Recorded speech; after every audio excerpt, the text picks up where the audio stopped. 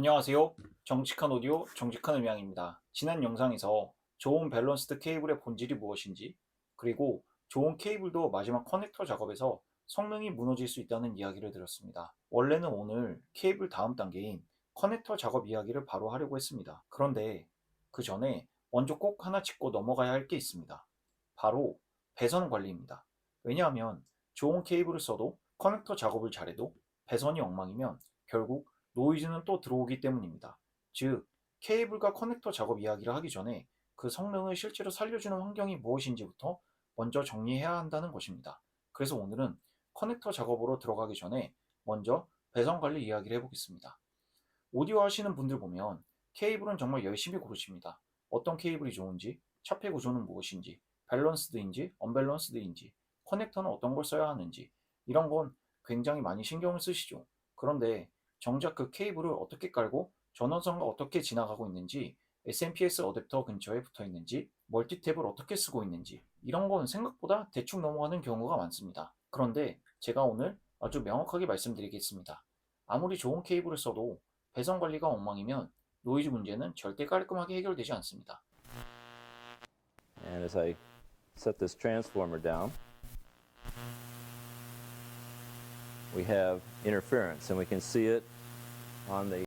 이건 감성도 아니고 기분도 아니고 전자기학입니다. 오늘 영상에서는 왜 배선 관리가 중요한지, 어떤 상황에서 노이즈가 쉽게 들어오는지, 그리고 실제로 무엇을 어떻게 정리해야 하는지를 차근차근 이야기해 보겠습니다. 많은 분들이 이런 기대를 합니다. 좋은 케이블로 바꾸면 노이즈가 없어지겠지. 차폐 좋은 케이블을 쓰면 괜찮아지겠지. 비싼 케이블이면 문제를 막아주겠지. 그런데 현실은 그렇게 단순하지 않습니다. 오디오 시스템이란 건 케이블 하나만 따로 존재하는 게 아니기 때문입니다. 실제로는 그 주변에 AC 전원선이 있고, DC 어댑터가 있고, SMPS가 있고, 멀티탭이 있고, 접지 경로가 있고, 무선기기가 있고, 조명 장비가 있고, 디지털 장비가 있고, 컴퓨터가 있고, 모니터가 있고, 공유기가 있고, 충전기까지 있습니다. 즉, 오디오 케이블은 늘 전자기장이 복잡하게 섞여 있는 환경 가운데 놓여 있습니다. 그런데 그 환경을 정리하지 않고 케이블만 바꾸는 건 어떤 느낌이냐? 창문을 열어놓고 공기청정기만 좋은 걸 사는 것과 비슷합니다. 물론 조금은 나아질 수 있습니다. 하지만 근본적으로는 문제가 계속 들어오고 있는 거죠. 그래서 중요한 건 좋은 케이블을 쓰는 것과 동시에 좋은 환경을 만들어주는 것입니다. 그럼 배선 관리가 왜 그렇게 중요할까요? 이유는 간단합니다. 케이블은 노이즈를 없애는 마법 도구가 아니라 노이즈에 덜 취약하게 만드는 요소일 뿐이기 때문입니다. 즉, 케이블이 아무리 좋아도 주변에서 강한 간섭이 계속 들어오면 어느 순간부터는 방어에 한계가 생깁니다. 특히 실제 작업 환경에서는 노이즈가 딱 한 종류만 있는 게 아닙니다. 50Hz, 60Hz 전원험, SMPS에서 나오는 고주파 노이즈, 저취 루프에 의한 전이차, 무선기기의 RF 방사, 전원선과 신호선 사이 자기장 결합, DC 케이블이 안테나처럼 동작하는 경우, 이런 것들이 한꺼번에 섞여 들어옵니다. 즉, 좋은 케이블은 필요합니다. 좋은 커넥터 작업도 중요합니다. 하지만 그것만으로는 충분하지 않습니다. 배선 관리가 같이 가야 그 케이블의 성능이 살아납니다. 먼저 흔한 경우부터 보겠습니다. SMPS 어댑터 많이 쓰시죠? 오디오 인터페이스, 이펙터, 소형 믹서, 각종 디지털 장비, 심지어 오디오 바깥 장비까지 요즘은 다 스위칭 어댑터를 많이 씁니다. 문제는 이 SMPS에서 나오는 DC 케이블이 생각보다 조용한 선이 아니라는 겁니다. 특히 꼬임없이 길게 평형으로 쭉 뻗어있는 DC 케이블은 전자기적으로 꽤 좋지 않은 형태가 될 수 있습니다. 쉽게 말하면 이게 주변에 노이즈를 뿜는 안테나 비슷하게 동작할 수 있다는 겁니다. 그런 상태에서 오디오 신호선이 그 옆을 나란히 길게 따라가면 어떻게 되느냐? 좋을 리가 없죠. 즉, SMPS DC 케이블은 가능하면 오디오 신호선과 떨어뜨려야 하고, 필요하면 플러스선과 그라운드가 최대한 붙어 있도록, 즉 꼬아서 정리하는 게 유리합니다. 꼬아주면 왜 좋냐? 서로 반대 방향으로 형성되는 자기장이 어느 정도 상쇄되기 때문입니다. 이건 굉장히 기본인데 효과가 좋습니다. 또 흔한 경우는 고전류 AC 전원선과 신호선이 나란히 붙어 있는 경우입니다. 이건 진짜 흔합니다. 음악 스튜디오 뒤를 보면 전원선이랑 오디오 케이블이 예쁘게 같이 묶여 있는 경우가 많습니다. 정리되어 보이니까 좋아 보이죠. 그런데 전자기학적으로는 무조건 좋은 정리가 아닙니다. 특히 고전류가 흐르는 AC 전원선 옆에 오디오 신호선이 나란히 길게 붙어 있으면 신호선 입장에서는 굉장히 불리합니다. 왜냐하면 AC 전원선은 지속적으로 자기장을 만들고 있기 때문입니다. 특히 전류가 많이 흐를수록 더 그렇습니다. 그리고 오디오 케이블은 그 영향을 받을 가능성이 있습니다. 그래서 아주 중요한 원칙이 하나 있습니다. 신호선과 전원선은 가능하면 평행으로 길게 같이 가지 않게 해야 합니다. 이건 기본 중의 기본입니다. 정리가 예쁘다고 전원선과 신호선을 한 다발로 오래 묶어버리면 오히려 전자기적으로는 안 좋은 경우가 많습니다. 그렇다고 현실에서 전원선과 신호선이 아예 안 만날 수는 없죠. 결국 어딘가에서는 만납니다. 이럴 때 중요한 원칙이 있습니다. 나란히 오래 붙이지 말고 짧게 90도로 교차시켜라. 이게 핵심입니다. 왜냐하면 두 선이 평행으로 오래 붙어 있으면 서로 영향을 주고받는 구간이 길어집니다. 반면에 90도로 짧게 교차하면 그 영향 구간이 훨씬 짧아집니다. 즉, 피할 수 없으면 짧고 직각으로 만나라. 이건 배선 관리에서 정말 중요한 원칙입니다. 그래서 실제로 뒷정리를 할 때도 이 선이 저 선과 얼마나 오래 평행하게 가고 있는가를 보는 습관이 필요합니다. 다음으로 또 아주 중요한 게 전원 분배 방식입니다. 많은 분들이 장비를 여기 콘센트 저기 콘센트, 방 건너편 멀티탭, 책상 및 멀티탭 이런 식으로 따로따로 꽂았습니다. 편하니까요.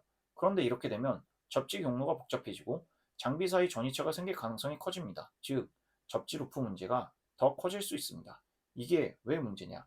장비들이 서로 다른 경로로 접지되면 오디오 케이블의 첫 패층을 따라 원치 않는 전류가 흐를 가능성이 생기기 때문입니다. 그럼 그게 결국 험이나 노이즈로 이어질 수 있습니다. 그래서 가능한 경우에는 시스템 전원을 하나의 공통 멀티탭에서 분배하는 방식이 더 유리할 수 있습니다. 즉, 전원도 스타 구조처럼 한 지점에서 정리하는 게 좋다는 뜻입니다. 물론 모든 환경이 항상 단순하진 않지만 원칙은 분명합니다. 전원 경로를 쓸데없이 복잡하게 만들지 않는 게 좋습니다. 소형 SMPS 어댑터들이 있죠. 휴대폰 충전기 같은 크기부터 각종 장비 전원 어댑터까지 이런 것들이 생각보다 굉장히 시끄러운 경우가 많습니다. 특히 고주파 노이즈를 내는 경우가 많고 오디오 케이블이 바로 그 옆을 지나가면 좋을 게 없습니다. 그런데 현실에서는 책상 뒤 공간이 좁다 보니까 어댑터 뭉치 바로 옆으로 오디오 케이블이 지나가는 경우가 많습니다.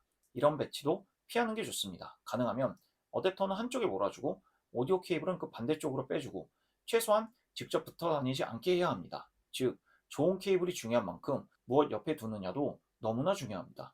스마트폰, 와이파이, RF 송신기 이것도 무시하면 안 됩니다. 스마트폰, 와이파이 공유기, 무선 송신기, 블루투스 장비 등은 다 일정한 RF 환경을 만듭니다. 물론 모든 경우에 바로 문제가 터지는 건 아닙니다. 하지만 오디오 장비, 케이블, 커넥터 처리 상태에 따라 영향을 받을 수 있습니다. 특히 커넥터 끝부분 첩회가 약하거나 케이블 배치가 좋지 않거나 어딘가가 구조적으로 취약하면 이런 무선기기의 영향이 더 들어오기 쉬워집니다. 그래서 오디오 장비 근처에는 굳이 RF 송신기를 바짝 붙여두지 않는 것이 좋습니다. 즉, 설마 이것도 영향이 있겠어? 싶은 것들이 실제로 영향을 줄 수가 있습니다. 그럼 실제로 어떻게 정리를 해야 하는가에 대해서 이야기를 해보겠습니다. 첫째, DC 전원선은 가능하면 꽂아줍니다. 둘째, 신호선과 전원선은 평행으로 길게 같이 가지 않게 합니다. 셋째, 꼭 만나야 한다면 90도로 짧게 교차시킵니다. 넷째, AC 전원선과는 거리를 둡니다. 다섯째, 시스템 전원은 가능하면 하나의 공통 멀티탭에서 정리합니다. 여섯째, SMPS 어댑터나 무선기기는 오디오 케이블과 충분히 떨어뜨립니다. 이건 복잡한 비법이 아닙니다. 정말 기본 원칙입니다. 그런데 이런 기본이 실제로는 노이즈 문제를 크게 좌우합니다. 오늘 내용을 아주 간단하게 정리하겠습니다. 좋은 케이블만으로는 부족합니다. 좋은 커넥터 작업만으로도 부족합니다. 배선 환경까지 같이 정리가 돼야 비로소 케이블의 성능이 살아납니다. 즉, 중요한 건 세 가지입니다. 케이블, 커넥터 작업, 배선 관리. 이 세 가지가 같이 가야 합니다. 그리고 많은 경우 노이즈 문제는 케이블을 바꾸기 전에 배선부터 다시 보면 풀리는 경우가 많습니다. 즉, 비싼 케이블을 더 사기 전에 내 뒤 배선이 어떻게 깔려 있는지를 먼저 보는 것. 그게 더 중요할 수 있다는 겁니다. 이건 감성이 아니라 전자기학입니다. 오늘 영상에서는 왜 배선 관리가 중요한지, 그리고 왜 좋은 케이블만으로는 모든 문제가 해결되지 않는지를 이야기해봤습니다. 정리하면 좋은 케이블은 필요합니다. 좋은 커넥터 작업도 중요합니다. 하지만 실제 성능을 결정하는 마지막 퍼즐 중 하나는 바로 배선 환경입니다. 오늘 내용이 도움이 되셨다면 좋아요와 구독 부탁드리고 댓글에는 여러분 작업실에서 실제로 노이즈 때문에 고생했던 사례도 남겨주세요. 그럼 오늘도 끝까지 음악 만드시는 하루 되시길 바랍니다. 감사합니다.